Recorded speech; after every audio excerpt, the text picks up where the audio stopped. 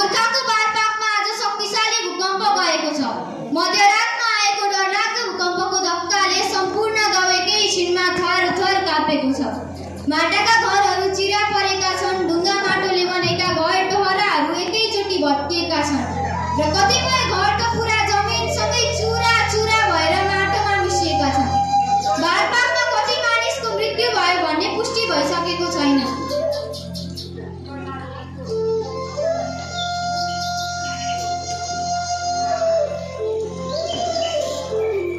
यो घटना हो 2072 साल वैशाख 12 गतेको बारपाक, जहाँ कहिल्यै कोही एक्लो हुँदैन थियो। त्यो डरलाग्दो भूकम्पका कारण बारपाक एकाएक श्मशान जस्तो सुनसान भयो।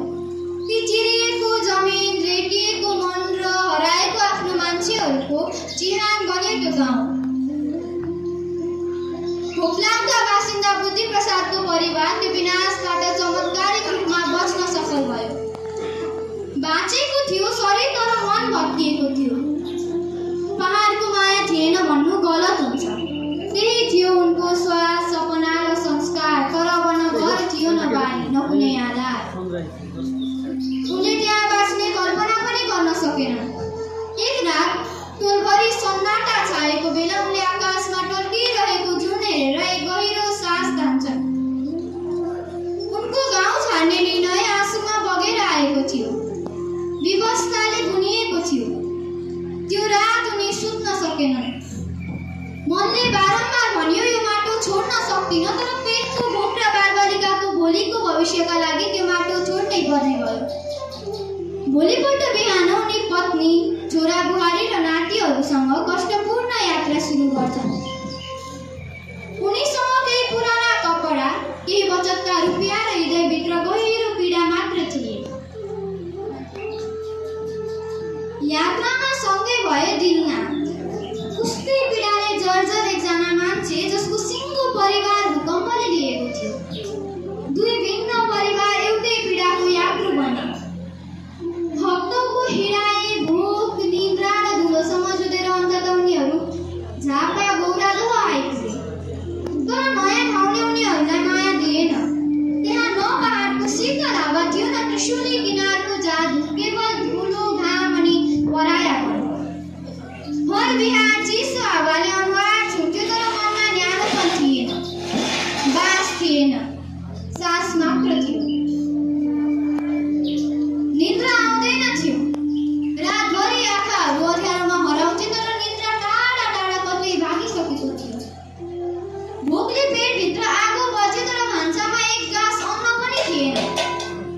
सानो छोराहरू भोकले तड्पिँदा बुद्धिप्रसादको हृदय छिया छिया हुन्थ्यो, मनमा काँडा चाहिँ घोस्थ्यो। प्रत्येक रोदनले बुद्धिप्रसादको मुटु चर्किन्थ्यो।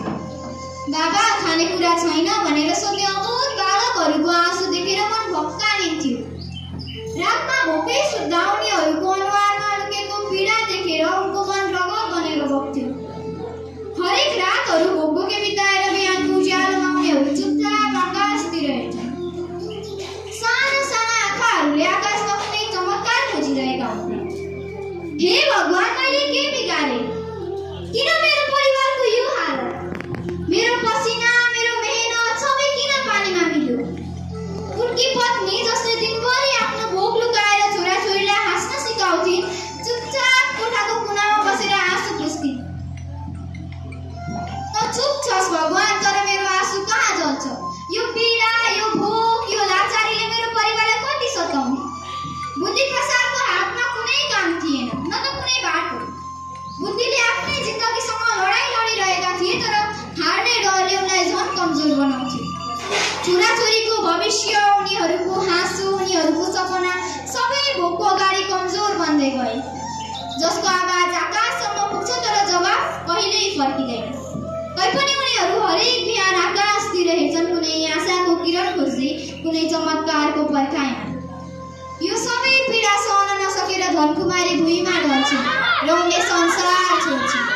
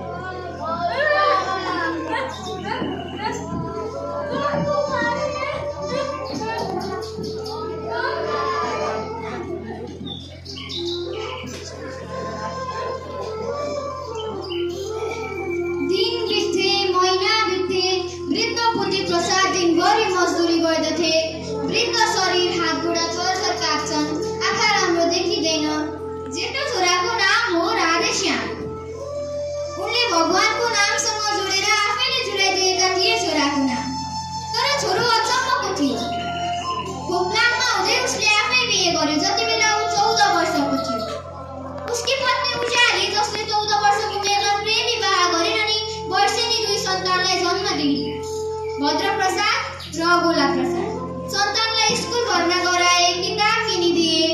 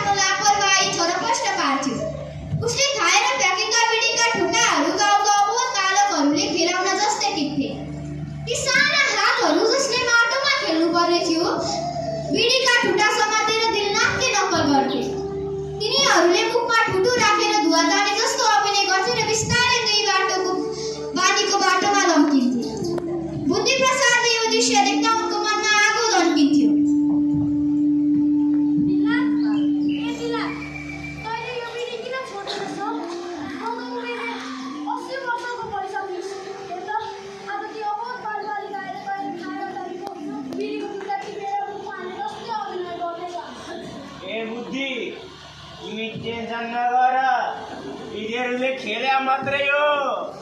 अनि खेल्या मात्र हो भनेर हुन्छ? यो त आज ती अमोट बालबालिकाहरूको भविष्य पानीमा बगिरहेको छ। ए केही हुँदैन, तिमीले खेल्या मात्रै हो। तिमी त बेकारमा टेन्सन लिन्छौ। यो जडिया ढोकी कुरा कहिले नसुकिने भयो?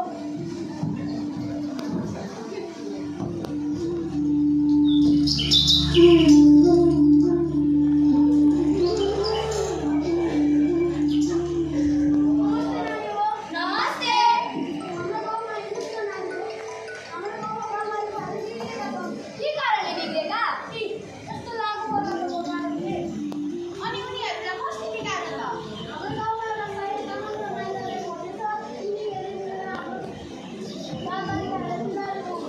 उही नाला तमाका माइलालाई त डिन्जर हुन्छ हो नि। तपाईँहरूले केन्द्र गुन्डा भनेर तिमीहरूलाई होइन होइन, हामी जान्छौँ। जाऊ साथी हो, जाऊ जाऊ।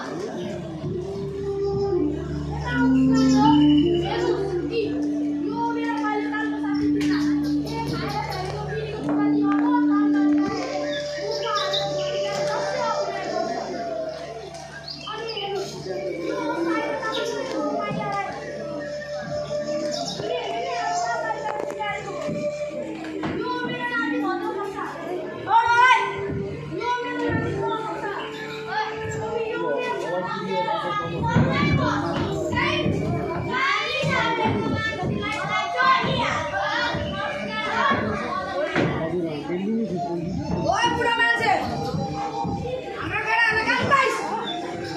हाम्रो केटाहरूलाई कता खोजिरहेको हो? छिटो! तँले ठुलो गल्ती गर्दैछौ। आज मेरो छोरा राधेश्याम र तेरो माथि खोज्नुपर्छ, हामी मारिदिन्छौँ। हो, लिएर आइज।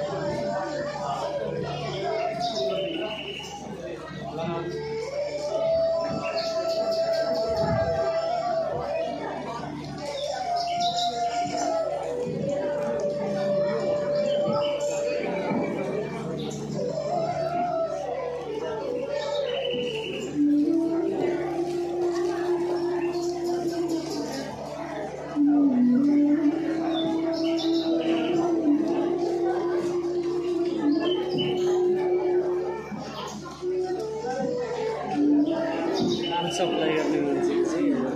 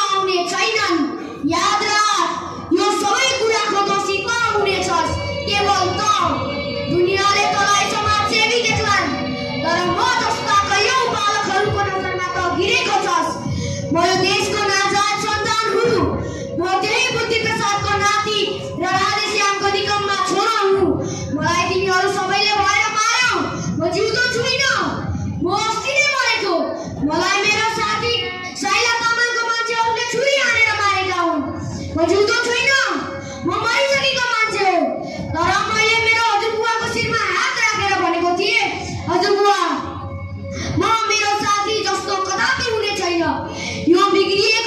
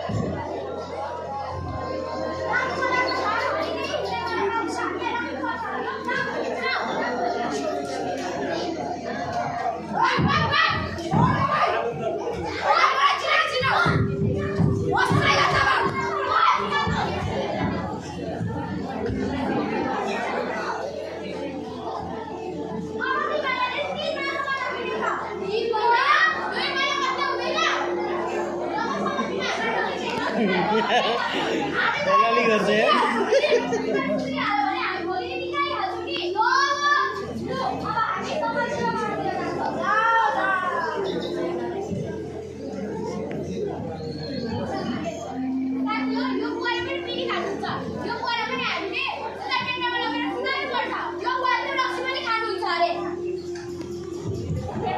Bye.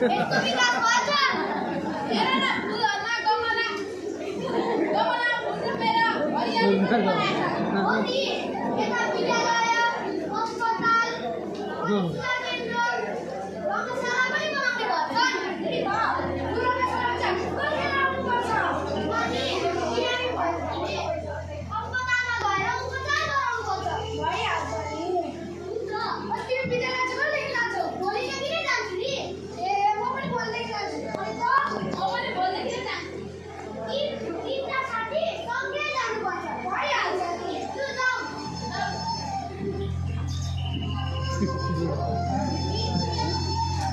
नबोली नाटक